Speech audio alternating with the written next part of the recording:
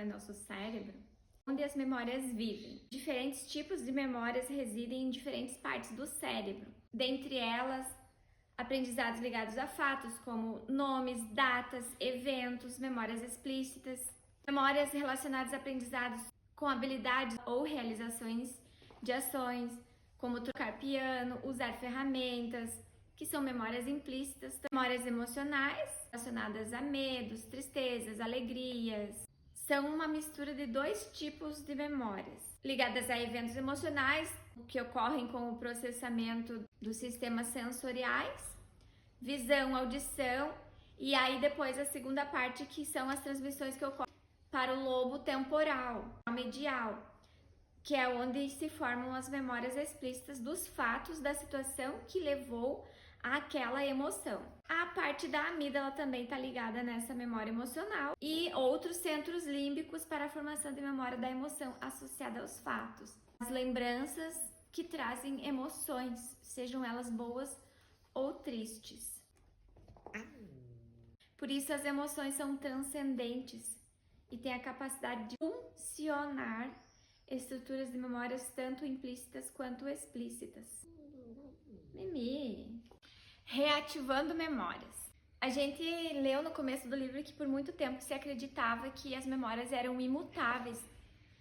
Você ia armazenando até certa idade e depois isso era permanente, mas a gente sabe que isso já não é uma verdade. Dentro desse entendimento, sabemos que algumas memórias podem ser modificadas ou mesmo expelidas toda vez que são ativamente relembradas, que é aquele processo da ressignificação, que você lembra, vive aquela emoção e você traz uma consciência sobre aquele fato.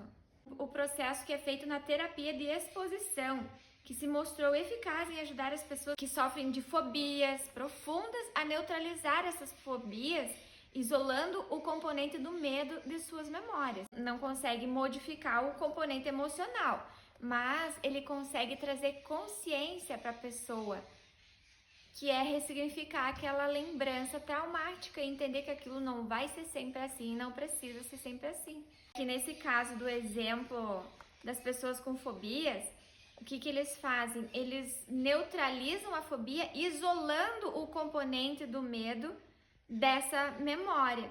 Então, a associação inicial com o objeto ou a situação que causava a resposta fóbica é que pode ser reformulada, ressignificada, trazida uma luz, uma consciência sobre ela.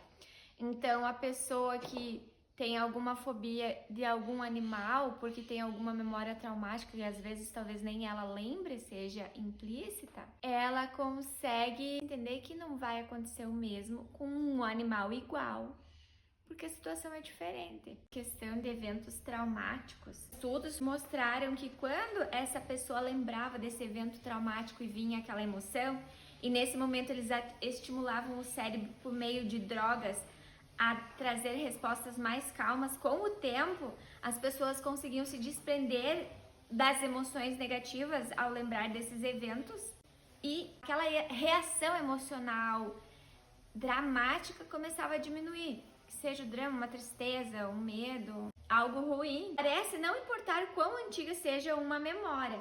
Se ela puder ser relembrada, trazida à superfície, ela pode ser modificada. De novo, é o que o pessoal costumeiramente chama de ressignificar eventos traumáticos. Para que a gente consiga ressignificar esses eventos traumáticos, mesmo memórias que a gente não consegue trazer por meio de terapias, é possível, e isso eu digo por exemplo meu.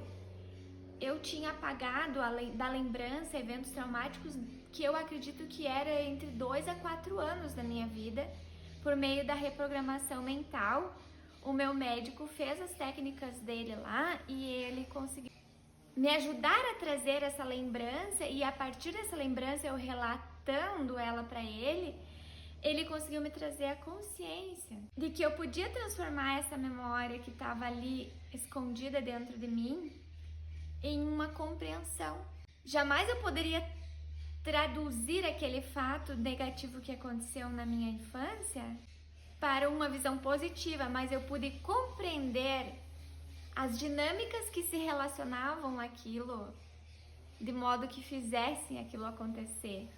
E aí, medos que eu trouxe para minha vida, eu consegui ir transformando. Para que a gente consiga ressignificar, transformar memórias traumáticas de coisas que foram muito estressantes na nossa vida, seja quando você for uma criança ou mesmo na vida adulta, a gente só precisa trazer um pensamento consciente, somado ao desejo de transformar aquela experiência negativa em positiva, ou pelo menos neutralizar o fator negativo daquela experiência, que foi o que eu fiz com essa minha lembrança muito forte. Entendendo como o corpo e o cérebro vivenciam a felicidade. Aqui diz que para criar mais felicidade na nossa vida, primeiro a gente precisa entender como o corpo e o cérebro percebem e vivenciam a felicidade. O que a gente sabe é que basicamente o corpo só dá início a alguma atividade porque o cérebro depende dele para obter as informações. Então, o que o corpo encontra, sente e vivencia é comunicado ao cérebro. Depois, este responde de forma elétrica, química e, se necessário, fisicamente também. Para a gente começar a entender isso, primeiro precisamos conhecer o sistema nervoso. Como que ele funciona com o propósito de entregar informações ao cérebro.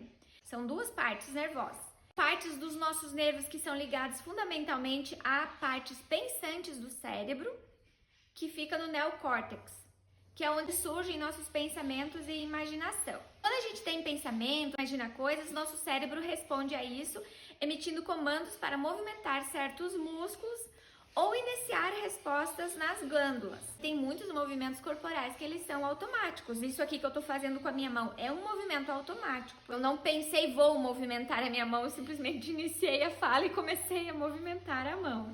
Como é o que ocorre com o nosso processo de andar, amarrar o calçado, isso a gente nem pensa mais como fazer, a gente só faz. Tem a parte que é controlada pelo sistema nervoso voluntário realmente. Se acontece um acidente e a gente precisar reaprender a andar, a gente vai precisar de novamente trazer a consciência para esse aprendizado, daí aí o sistema voluntário não vai estar mais funcionando.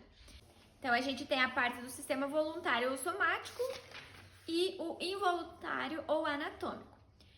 Esse sistema é composto de nervos que controlam as funções físicas involuntárias. Exemplo, batimentos cardíacos, respiração e a digestão. Só que nem que eu quisesse pensar como fazer, eu conseguiria. Eu não tenho como dizer, estômago, faça digestão. Não tem como. Até a respiração, conscientemente, eu consigo trancar. Mas chega um momento que eu não tenho o que fazer. Eu preciso respirar. É um comando involuntário. Respire e eu não tenho como trancar a respiração, porque o meu corpo pede ar. O sistema nervoso involuntário anatômico controla as nossas respostas físicas inconscientes, que são a forma como o nosso corpo tem de nos alertar sobre uma série de situações que vai desde perigo até o amor. O sistema nervoso do nosso corpo, ele funciona aliviando o cérebro da necessidade de ter que se concentrar em milhões de pequenas tarefas que são necessárias para que a gente viva e se movimente no mundo. Imagine quão pouca coisa você faria se tivesse que pensar em respirar. A gente não conseguiria produzir muita coisa, porque todo momento eu teria que estar parada pensando em respirar. Embora a gente fazer inúmeras pausas durante o dia, principalmente quem tem depressão e ansiedade, usar isso como um medicamento que tem horas para você fazer, ajude muito. Eu digo isso por mim, porque eu já venci ansiedade e depressão fazendo técnicas de respiração como se fossem remédio. Remédio que eu tomava a hora que eu precisava, tá? Quando eu me sentia mal, eu pausava. Claro, eu tive um processo, um trabalho mental de lembrar de fazer essas pausas de respiração. Mas depois que eu lembrava cada momento que eu me sentia tumultuada, eu pausava e eu conseguia voltar para mim e entender que tudo aquilo que eu sentia não era necessário.